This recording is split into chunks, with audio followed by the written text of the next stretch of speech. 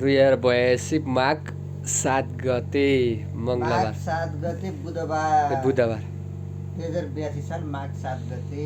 आज हामी अर्जुन चौपारी गाउँपालिका वडा नम्बर 1 स्याङ्जा जिल्लामा छौँ। दिदीको घरमा आएको धेरै दिन भइसक्यो। दिदीसँग यसो भेटघाट गर्न, भान्जा भान्जीसँग भेटघाट गर्न। अनि दिदी अहिलेसम्म एकदम राम्रो हुनुहुन्छ, आराम हुनुहुन्छ। हामीसँग राम्रोसँग बातचित भेटघाट भयो।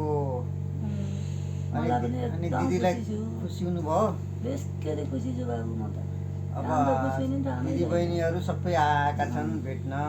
बहिनीहरू भाइ सबै आएको, म खुसी छु।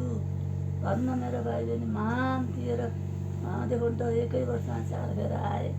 मलाई देखेर भेटेर माया दिएर आज जाँदैछन्। यात्रा सफल होस्।